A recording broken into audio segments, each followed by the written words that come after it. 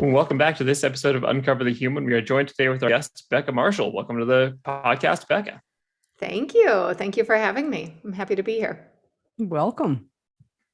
Yeah, wonderful to have you here. So why don't you give us and the audience a little background on who you are, what you do? Okay. All right. Awesome. Well, happy to be engaging in this conversation with you both today. And so I'm an integrative practitioner and founder of a business called ActivXchange. And what I do there primarily is I work with consciously driven business leaders, healthcare professionals, and also emerging adults.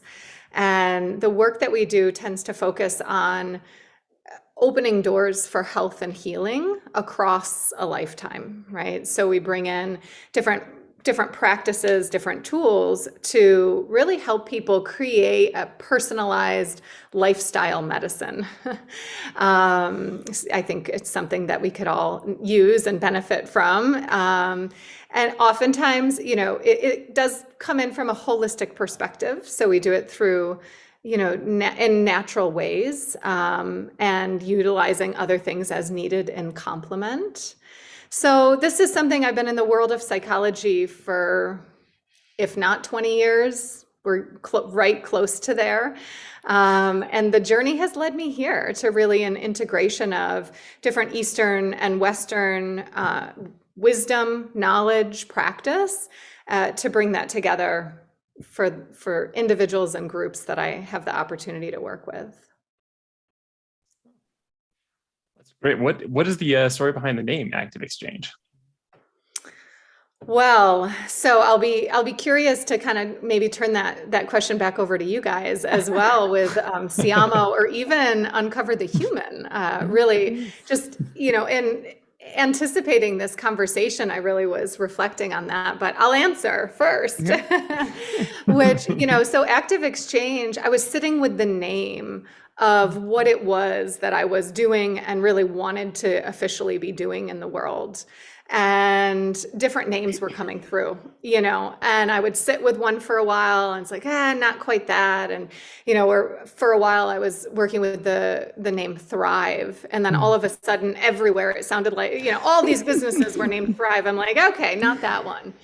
And so I had this just really like a large sheet of white paper up on my wall, and I would put ideas up there as I was moving around my house. And, ActivXchange really, and the way that it's spelled merges the words together. So it's all one word, ActivXchange. So we sort of drop the E, we merge the words.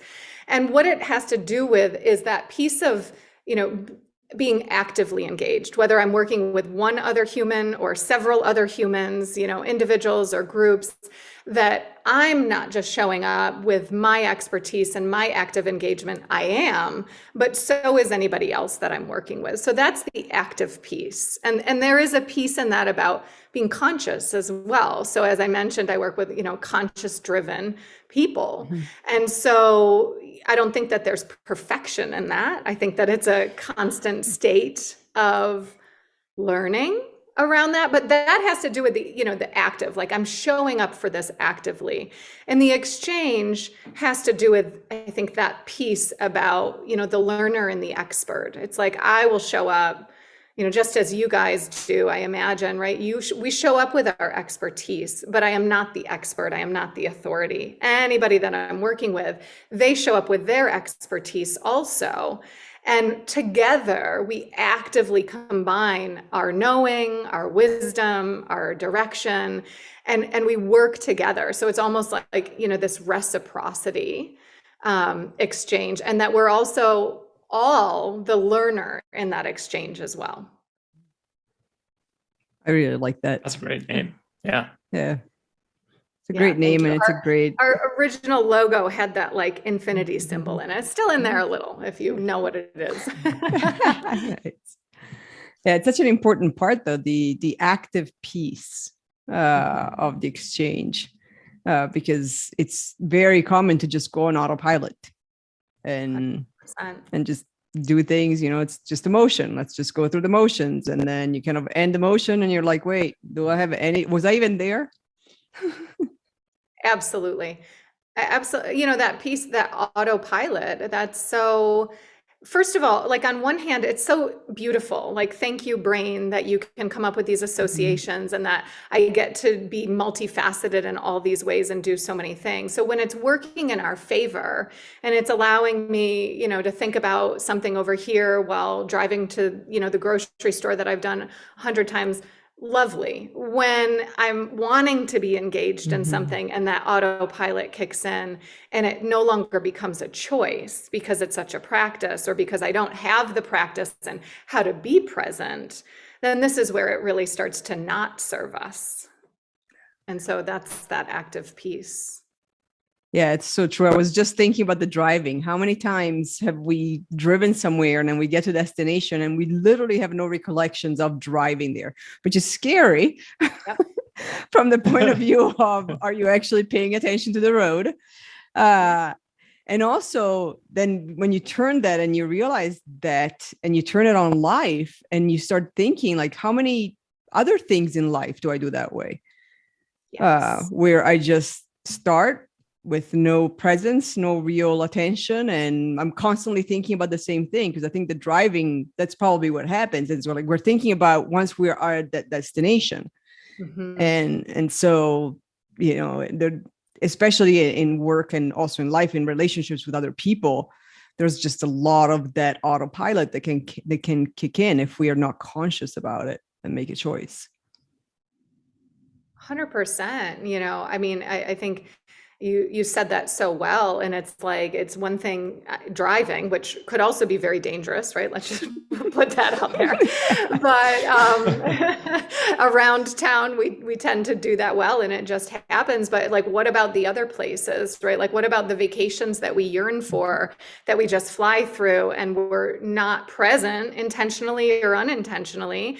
And then it comes back to the Monday or it comes back to, resuming work or whatever the obligation is. And it feels like, oh my gosh, I need a vacation, or like you said, showing up to relationships, showing up to a relationship and kind of being an autopilot of like the dinner with my family or the conversation with my friend. And then being like, wait a second, oh my gosh, I feel like I haven't connected with them. Or who was I in that did I show up the way that I would really want to, It's big stuff because it's our life, really. Yeah.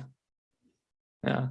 So I'm curious, like a lot of times it's very easy to get into autopilot as you grow up and as you just try and, if you're not specifically told more about consciousness, was there a specific time where you started to turn more towards trying to be more conscious in life or anything that drove you towards that? Yes. There was like a specific time, there was a specific event. And it actually had to do with what I would call, right, like a sort of a traumatic incident that I lived through. And I think as human beings, we all live through these in a variety of ways. And it was like this moment where my world changed and I was receiving all of this new information at the same time. So in a way, it was sort of like this door to conscious awareness of like, oh my gosh, this is actually what's going on. Right. And the overwhelm, like I was flooded by the reality of events that I hadn't previously seen. And that was immense. And that was a really difficult time.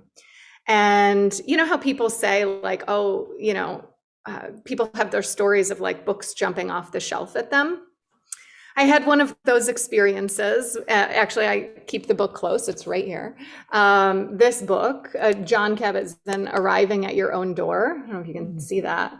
This is the book that jumped off the shelf at me. And it's just, this is like a little bathroom copy, right? It's got like just little paragraphs each page. And I couldn't leave the bookstore without it. And I brought it home and it tuned me into my senses. It tuned me into the senses, which put a pause on the flooding that was going on of all of the information that was coming through. And that was like 2007, I believe, that this happened. And so that was, once I was there and I could feel in the difference between sort of the mind and the truth. And then there was this whole other wave of like, oh my gosh, the signals that my body had been sending to me all along, despite me kind of living in this other reality, right? I didn't know it, but now I can look back on that and see that like, oh, I was sort of living in what I wanted it to be versus the truth of what it was.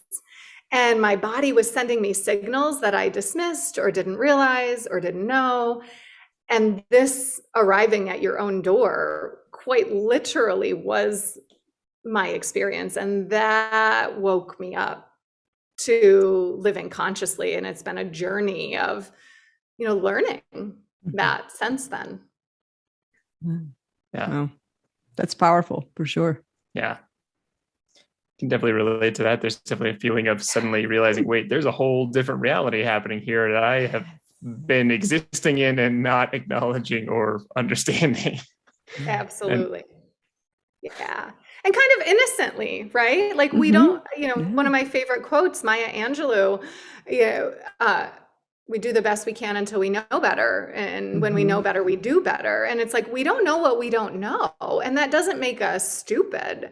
That just makes us human. We're like learners. We're learners. Yeah. Well, and sometimes it's that awareness that even once it's there, you can't unlearn it.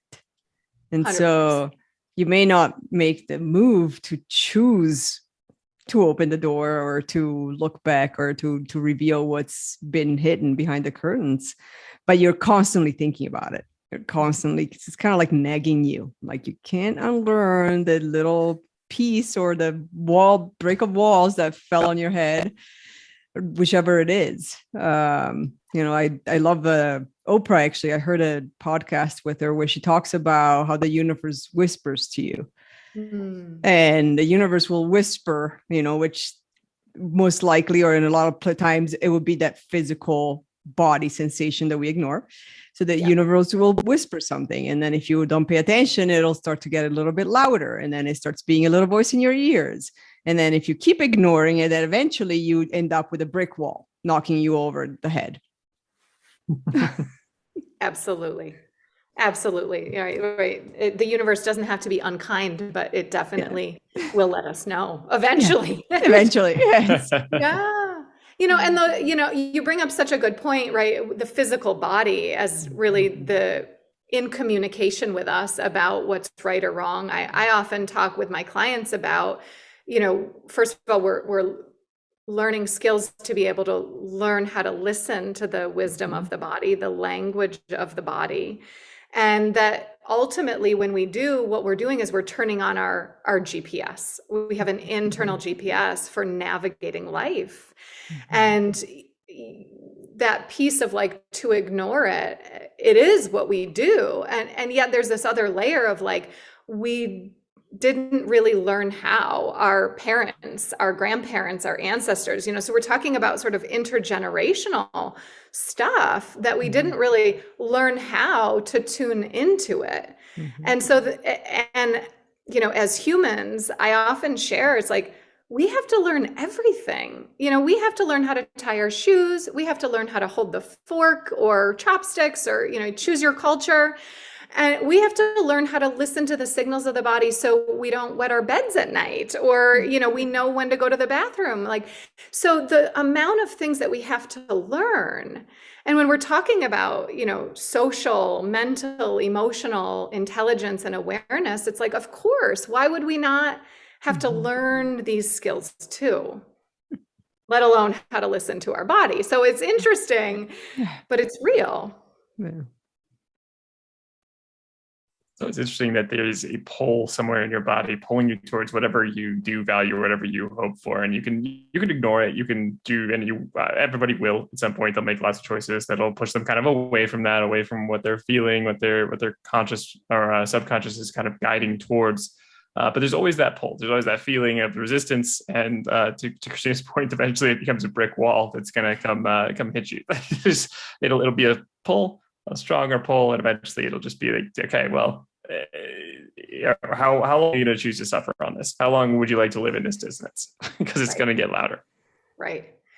And I think that's the key, is that it doesn't have to get louder.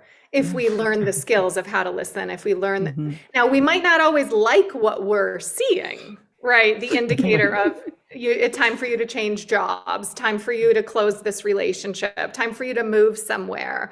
But I don't know. I would say in my experience, I would rather get that message and face my resistance to knowing what I'm being called toward and working through that with whatever supports or in whatever way I need to, than getting that hammer over the head that is the car accident or it often comes in quite unpleasant ways. Yeah. Definitely does. And the ripple effect and the recovery, then it's that much longer and that much wider. Yeah. So open question for both of you. Like what are ways that you that help people kind of navigate the next transition? Because there tends to be a time, if you start listening, that you start to hear that you start to towards it. Like you were saying, Becca, there's a moment where it's very hard. It's very hard to get into that, listen to it, get better at listening to it, and think about all the time where you haven't been listening to it. So things you guys think of when you think of like helping people through that kind of transition into greater consciousness. Well, I think that one of the critical ingredients, maybe it's almost like a recipe, and I don't know that I thought about this before, so we'll see. We can play with this idea, right? But one of the critical ingredients in this recipe is, I feel, and this is part of my style, different people have different styles, right? But is like a gentle, kind approach. It's, what is the relationship, the environment that we're starting to turn toward and face these things within. And if the environment itself doesn't feel safe, right? Like my internal environment, or even the two of you sitting here on this call, together with me today, it's like, then there's going to be more resistance to opening up to it if I feel I'm going to be judged or criticized or something. So building this like safe container within which to look and opening the door for things like, oh, I can be the learner. I don't have to be the expert already.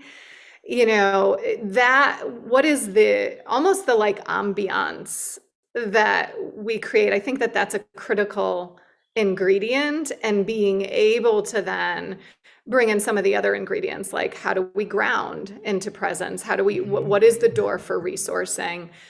Et cetera, et cetera, et cetera. But this piece, in a coaching or therapeutic relationship, right, we're founded on trust.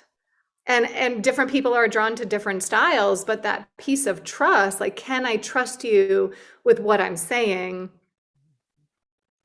That approach and the environment, I think, is key. That's a great answer. Yeah. That's a great answer. Definitely. I definitely feel like, sorry. Go ahead, Cristina. No, go ahead. I was just say, I was thinking, I definitely didn't, I did that in a different order when I was going through it, trying to understand life more consciously. I definitely started to see there was something else, but didn't do much like, hey, what if you created a kind space to learn this for yourself? What if you felt more like, okay, I realized that I'm now a, square peg in a round hole.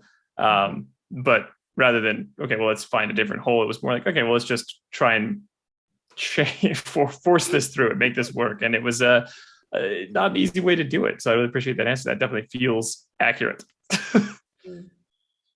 Well, and you're talking about, at least through my lens, what I might share and see how this lands for both of you is like, I hear you talking about energy. What energy are we approaching it with? And is it yin or yang, or nothing to do with sex and gender? Is it masculine or feminine? And in the majority of our Western culture anyways, we work with a masculine energy. This is what we're taught. So it's like, oh, this arises, consciousness is arising, I'm recognizing stuff. Okay, what do I do?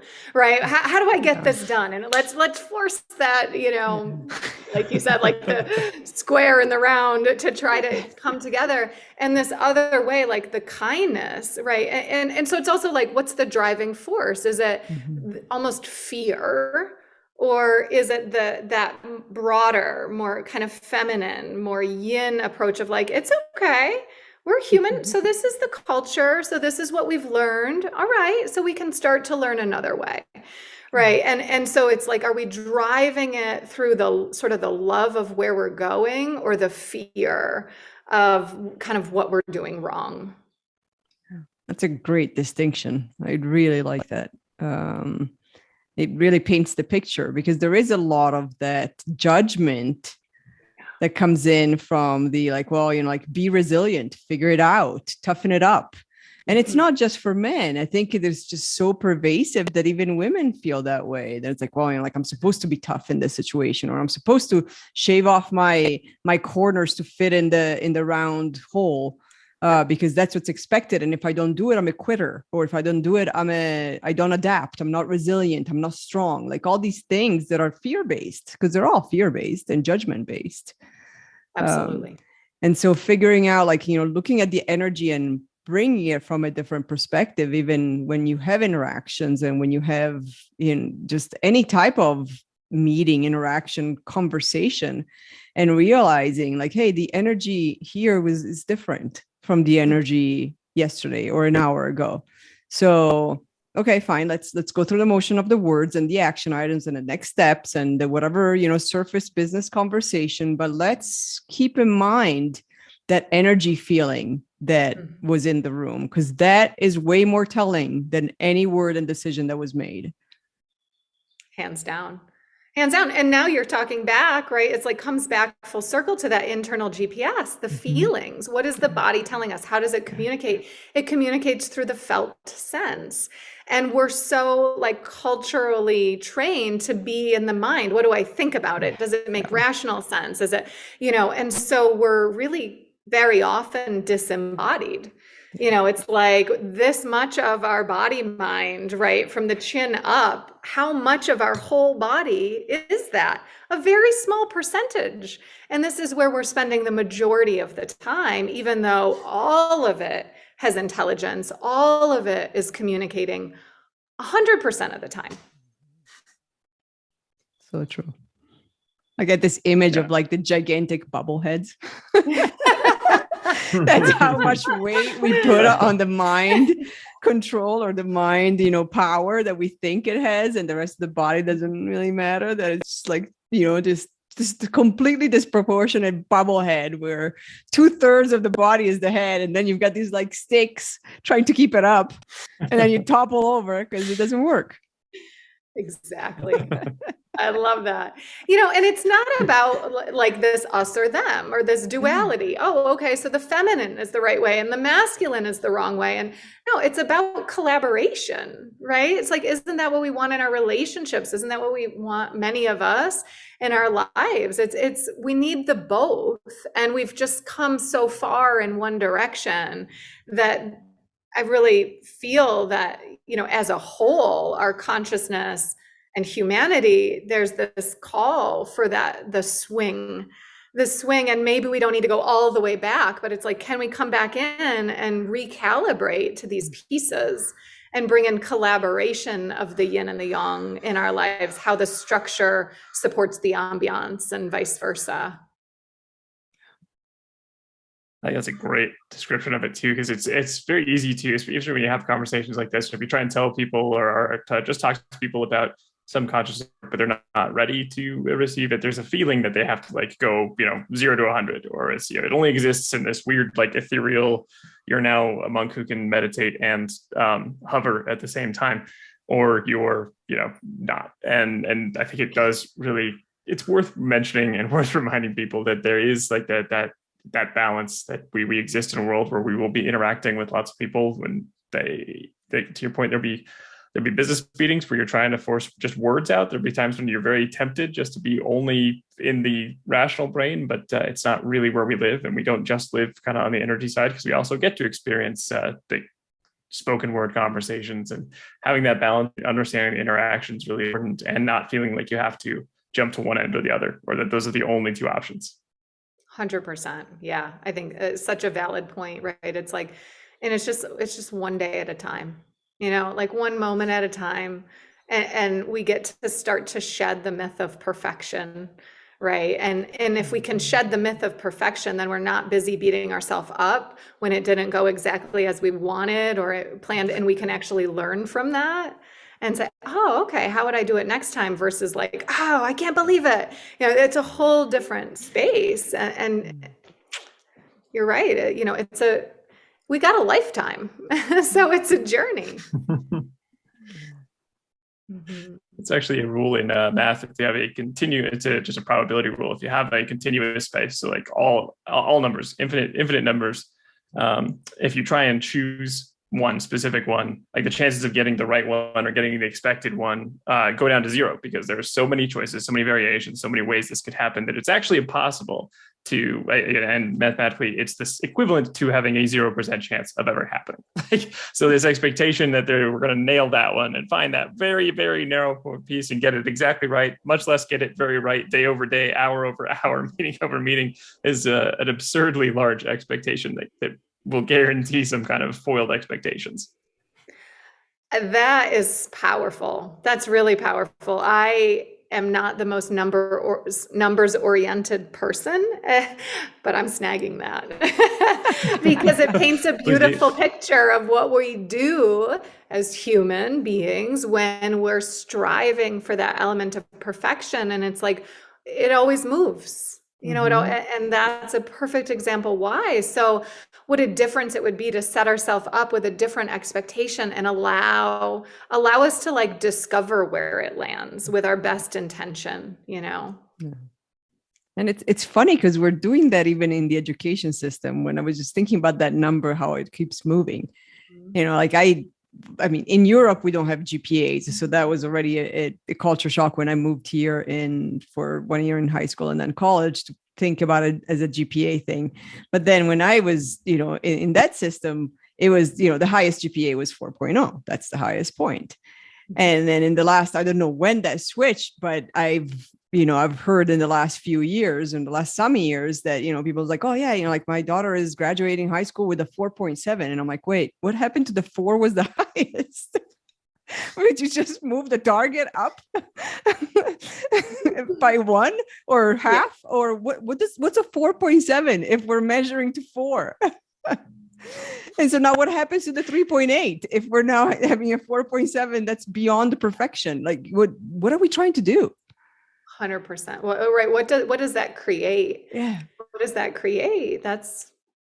I didn't know that, but that's huge. And I can see that. I can see that. I can see, it's like, oh, I got 108 in history class this year or whatever. It's like, same thing. What is 108? I thought we had 100. Like, where's the cap here? And then that piece, this like moving target, which is striving, which can drain us incredibly.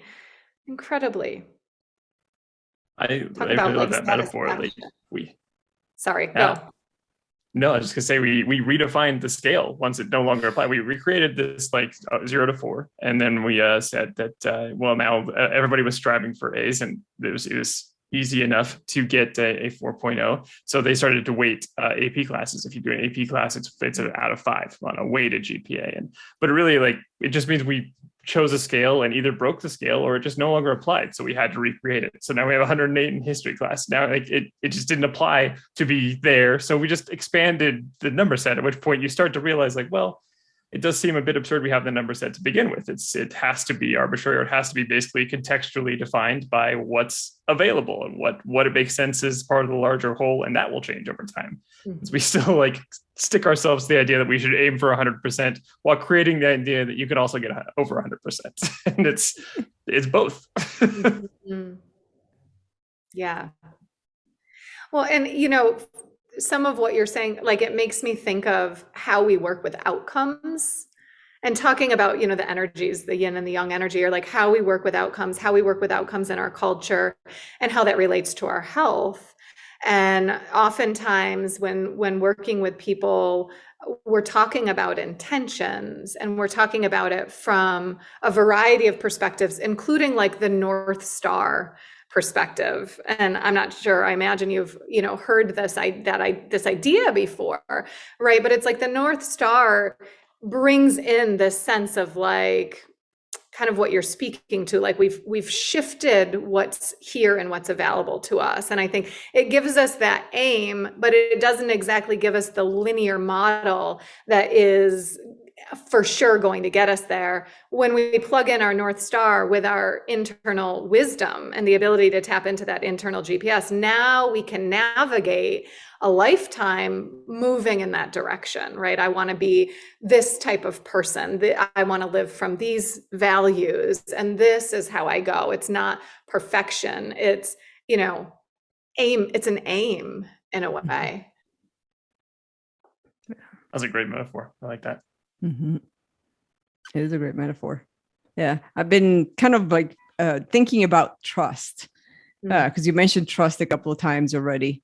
And, and it's something that I don't know why it's been in my mind for a couple of days or a week or so, where I keep thinking about this, wanting, especially in our profession, wanting people to trust us through the process, because it's different, because it's new, because it's uncomfortable, because it's not the autopilot. And at the same time, trust is an outcome, because it comes from feeling safe, from knowing that it's okay to not be perfect, from knowing that you're supported no matter what. And so how do we deal, like I'm stuck with, how do we deal with this? We need to trust, but trust is also an outcome of after the relationship has happened, or after we see what's going on. What a powerful inquiry, really, and I think it would be amazing to hear from 100 people on that one. Maybe that becomes another podcast, question, really, because it's really beautiful. And I think the word that I would bring into that mix is the way that I see working towards these North Star, outcomes, which is cultivation.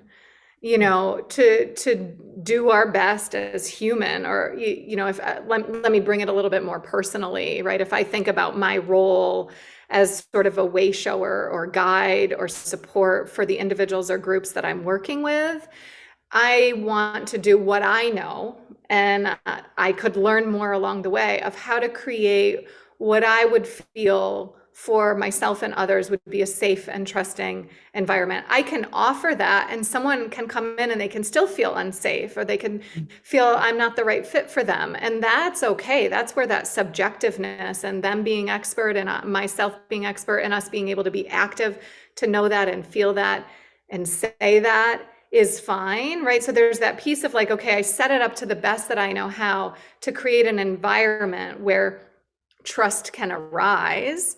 And then over time, it's never just a one and done, right? The masculine energy would say, okay, trust, check it off the list. When the truth is, I create that environment every time. I hold confidentiality every time. I show up with my attention and my focus and my interest every time. It's never just a one and done. So it's like the outcome, when people complete working with me, or they complete a session, for them to feel like, oh, right, we had trust in that session. And then also that it's sort of this ongoing journey of cultivation. That's a fabulous answer. I love that. It definitely is a journey. And you even mentioned it earlier. You're talking about how there's no perfection. There's no getting to a conscious state. Yeah, you don't go through a workshop and then they give you a certificate that says you are now conscious. And you just put that up and you're done. You look at it once in a while like, oh, right, I'm conscious right now. Right. It's right here behind me on the Zoom. It says it right there. Person. Yeah. Yeah. So two things come up when you say that. One is lifestyle, and maybe not everybody chooses it as a lifestyle. I choose it as a lifestyle, or I have to date. And I think it's like brushing my teeth, it's part of the hygiene. And also, it doesn't mean, it's lovely to have the capacity of the human brain to tune out and to zone out and to daydream and to watch Netflix for, 15 episodes in a row and to whatever speaks to people. Like, it's lovely to have those ranges. And I think the key is, are we making a choice in that? And that's like, are we on autopilot and we're just floating through our life? We don't even realize that there's a choice, right? Or are we making that choice and knowing, okay, you know what, I'm watching Netflix tonight, or it just ends up that I'm running away from my emotions, or I'm running away from, something else that is actually calling for my attention. Yeah, I really like that distinction, because it's a conscious choice. It's not a judgment of saying, if you're a conscious person, or if you are connected to your consciousness, you don't Netflix binge, or you don't do these things. And I'm like, it's not about that. It's about, are you making a conscious choice to just binge on whatever tonight? Mm-hmm. That's it. There doesn't even have to be a justification. There doesn't have to be a because of this, and this. It's like, is it a conscious choice? Or are you looking down on your cell phone in the middle of a meeting or in the middle of dinner, and then you don't even realize you're doing it until your kids bring it up? Absolutely. Absolutely. That's the clincher right there. That's it. Actually, so I'll share something from this little book since you mentioned that. This is one of my favorite quotes. This was not pre-planned. But so in this little book, Arriving at Your Own Door, Jon Kabat-Zinn, he says, this one's entitled Where You Are. And he says, when you are taking a shower, check and see if you are in the shower. You may already be in a meeting at work. Maybe the whole meeting is in the shower with you. I love that. How many times have I actually been in the shower, and then at some point I wake up, I realize I'm in the shower, and I'm like, oh, did I wash my hair? I don't remember. Did I wash my body? I don't remember. And I do it all over again. And then halfway through, I'm like, yeah, I think I did. But was that 2 days ago? Or was that today? So that is like, I'm like tempted to do it like a third time. And I'm like, okay, enough with the washing the hair. Be here and figure it out. Yes. Yes. I've occasionally had that moment where you step out and put the towel on your hair and you hear all the bubbles, like, you're like, oh, didn't wash that out. All right. Didn't run. Yeah. Back in there. Yeah, so relatable. Been there, totally been there, right? Or that piece, like the whole meeting's in the shower with me. It's like, oh, right. Oh my gosh, how many times have I had this conversation and it already happened? So I actually don't get a redo. 100% of the times. And then you go into the meeting and you're like, wait, why am I repeating myself? I've literally said this 10 times already. Were you not in the shower with me when we had this exchange? Exactly. You were so on board with it in my head. I know. Yeah, to be able to laugh about it and be with it and have fun with it, right? When we talk about the environment or what do we do to get there, like, can we bring in playfulness and humor because we're human? It's part of it, It's not bad. It's not a problem. It could be a challenge, and it could lead us in places we don't really want to be. And I think that's the conscious, drive. Mm-hmm. I also love that idea, like laughing about it, bringing it up as a way of finding that like compassionate space, because it is a form of compassion to be like, right, yeah, that was kind of ridiculous of me. I didn't wash the shampoo out of my head or whatever. And if you bring that to the meetings, you allow for that space for people like, yeah, I totally forgot I hadn't told you this. I've had this conversation too many times in my head. Like, there's just kind of some humor there. We can all relate, and it just kind of gives context for this more. It tells people that you've been thinking about it for some amount of time, but it also gives the space to be like, yeah, like, I'm human. We're all going to do this sometimes. And we all usually laugh about it because it's very relatable, but we often sometimes pretend like we're not supposed to have these moments where we're lapsing or not able to pay attention. And we're supposed to like somehow feel ashamed of those or something when it's something it's unavoidable. Well, and speaking of authenticity, right? Yeah. To show up to another to say, oh my gosh, I had this conversation 10 times already, or whatever it was, and to have the humor be available if and when it is, versus like the inner critic, and to share that, the three of us here, sharing this right now, and anybody who is listening to this in the future, like, it's such a human experience. And so often, for fear of judgment or fear of something else, we're masking from that, or we're shielding from that, or we're pretending, oh my God, I got to get it right in this meeting. I don't want them to know that I've been thinking about this for 3 hours ahead of time and lived this conversation so many times, but to say it and like break the ice on it, not all the time, but it's so much more likely that it opens the door for connection, right? For the other person to be like, oh my gosh, me too. Whew.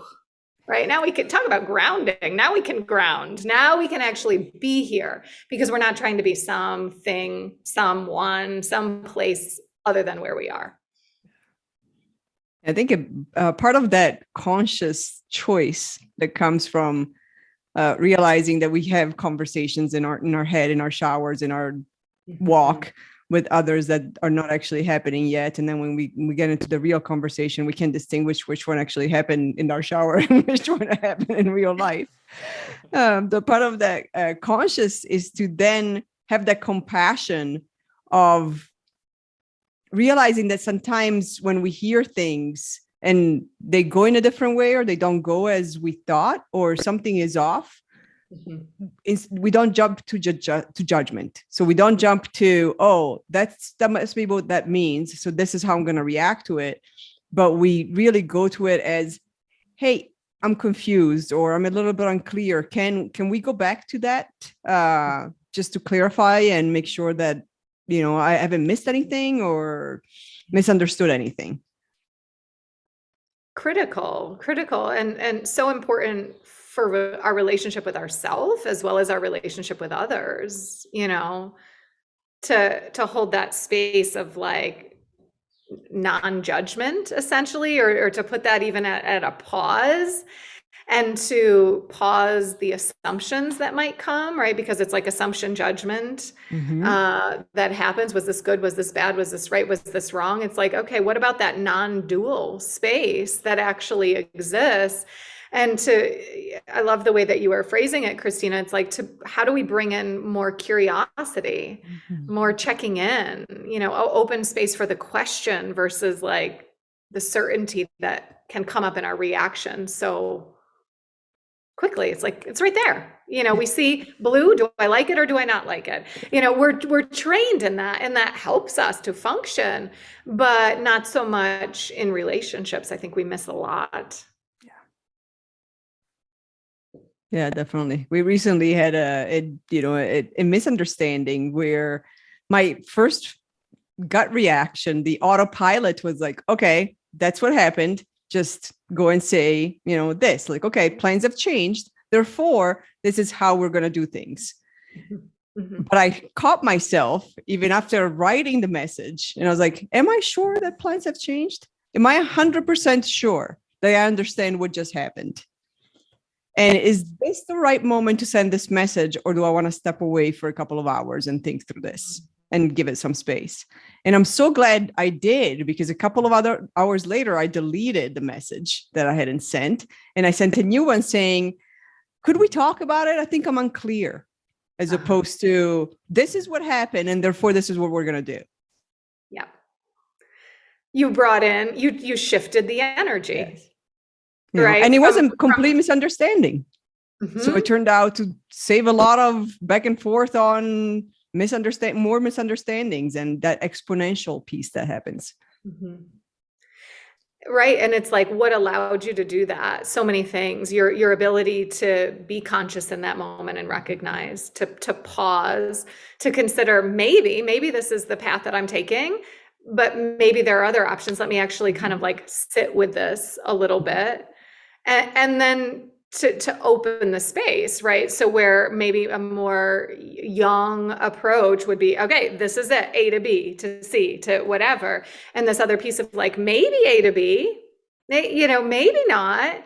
That I think is one of our biggest challenges. It's like, who's in the driver's seat? Is it the emotion of the moment, because there are emotions in every single moment, or is it me in that conscious choice of, is this really what's right for this moment? As frees up a lot of time when you ask those questions, instead of going like, well, A means B, and then that means C, D, E, F, and then you come back and come back to that person, you're like, why are we at F? And they're like, what happened? I was just at A. I have no idea how you got here. So that curiosity. And it also allows the space to allow other people to do that. And you have the freedom of like instead of this weird expectation that you should have understood the first time, and that you can't ask any questions because that meeting's over now. So like either you didn't understand it and you should probably try and mask that and pretend like you're doing fine, or you never ask a question again. It's not a helpful influence. And if you can allow other people that space, you open up like how much more would you like to receive the information that they might have missed, like rather than you being on the receiving end of an A to F conversation. Absolutely. And this is where it's like, I love the babushka doll, right? Because the babushka doll, if you're familiar with that, right? It's like the bigger doll, and then inside it, there's this whole row. And that's what I hear, Alex, and what you're saying is it's like you're talking, that pausing within the self, or inviting others to pause, or pausing in relationship to others, however that all unfolds. It's like how we hone those skills. And at least in my experience, it starts with us, right? Like, so my skill in doing that within myself allows me to catch the moments when I might invite that in relationship with others, or invite that for others. Oftentimes, I think, and being in the helping and healing profession, there's so much giving energy. And it almost, at least in this profession, and I think also perhaps in like with leaders and other professionals, depending on our role, we often go out first. Oh, what do they need? Or how do I do this for them? Or, that piece. And yet to notice that like we are the babushka, what we're doing here inherently will ripple. Cristina, you've used that word, like it will ripple, so I think that's a really powerful thing to realize, of like, practicing what we preach, honing it here is actually, I think it's a better use of time and space and energy, right? Yeah. The ripple piece, I think it's very important, because in the human relationship building, the human healing, and in the work that we do, which is not as tangible. It's not spreadsheets. It's not numbers. It's not calculations. It's not, what we can touch and feel and see.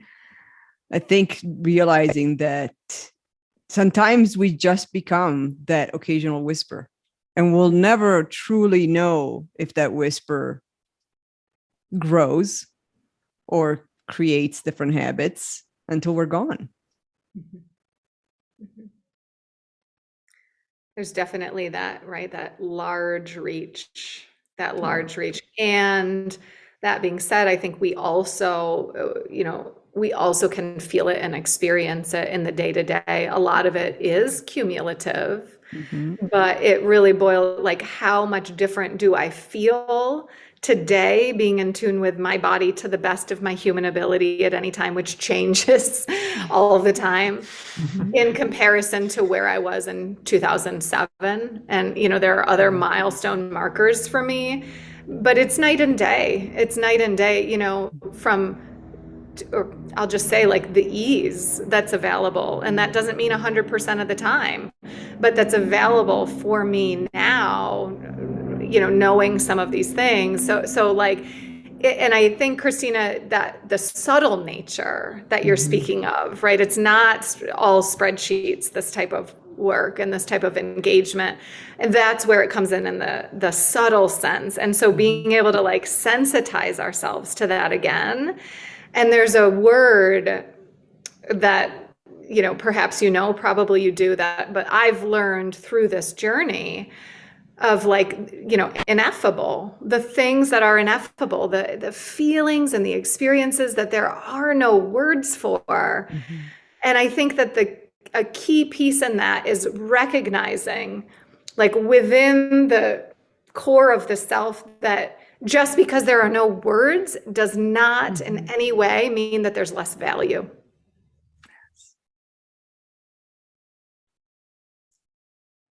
Yeah, that's an excellent statement. That's just easily true. And it's what we were talking about earlier. You kind of listen for the energy in meetings and in just communication with other people.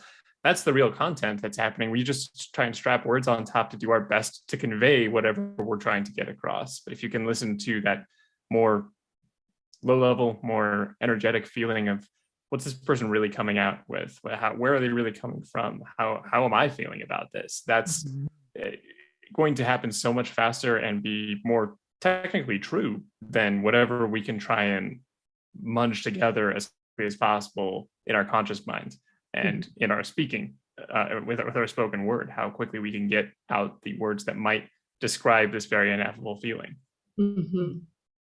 And to tune into that, right, through the body, through these other subtle senses, versus, because it's a whole other ballgame to go through what you just described in the head. What are they thinking? What do they want? What am I reading the room? What am I picking up? Right? Like, whoa, now I'm not present. But to do it like you're talking about from the embodiment. And like you said, it's so much faster because we are intuitive beings. As much as we're rational, thoughtful beings, our intuition, like bringing that online. And that's what I would call these subtle senses, the knowing and the discerning and like picking it up through the language of the body. Yeah. I always say the body knows before the mind knows. So true. So figure out how to read those signals. Where are those signals? Yep. And actually, in brain development, that's exactly what's going on. When we are experiencing something, us right now experiencing each other in this conversation, we're receiving those emotional responses and those cues much faster, just by the nature of how information is received in our body. And it's going through the limbic and the emotional center prior to it getting to that prefrontal cortex for us to execute what we're going to say. And so we're feeling it first, for sure. Yeah. Fascinating. Very fascinating. So you mentioned authenticity a couple of times, but that is one of our final questions. So what does authenticity mean to you? So authenticity, in reflecting on this, I think there's two pieces. And one is there's authenticity as like the definition of authenticity. And then there's like to live authentically and the being authentic. And I think that there's, of course, similarity in there. Like, how do we know how to live it in practice if we don't know what it is we're aiming for? And so I feel like perhaps its simplest form for me, authenticity is truth. And living from the truth of my being or from the truth of one's being in any given moment, at any time, to the best of our ability, despite the impermanence of things, right? The ever-changing nature and evolvement of self, of situations, of whatever, to show up to our truth, to show up to my truth in practice is authenticity in action. I really like the evolvement part of that, because sometimes we do tend to think the truth is now established, it's in stone, that's it. Anything we learn from that moment on can't be true because the truth was already established. Yeah.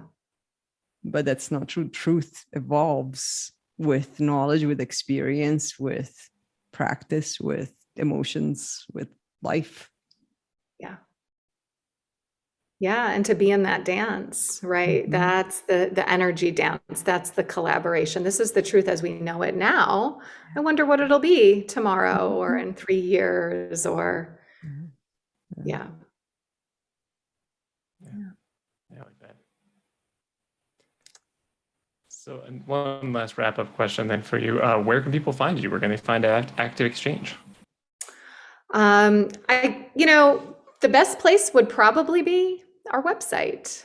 So the website is activexchange.com, or also you can do, sometimes the spelling gets a little tricky on that. So beccamarshall.com is a great place. We have been having every third Thursday, I host an event and they rotate. So we have a book club that's very loose. People can come and go as they're inspired.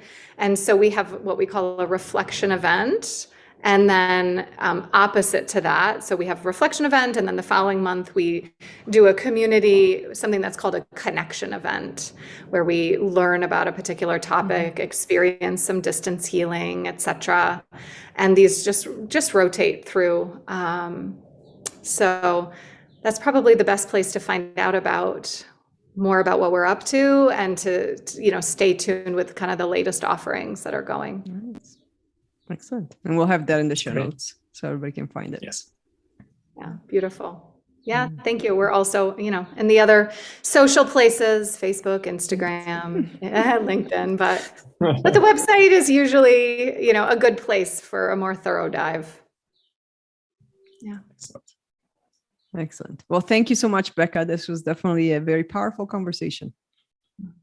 Yeah, thank you. This is a great opportunity. I loved speaking with both of you today. Really fun.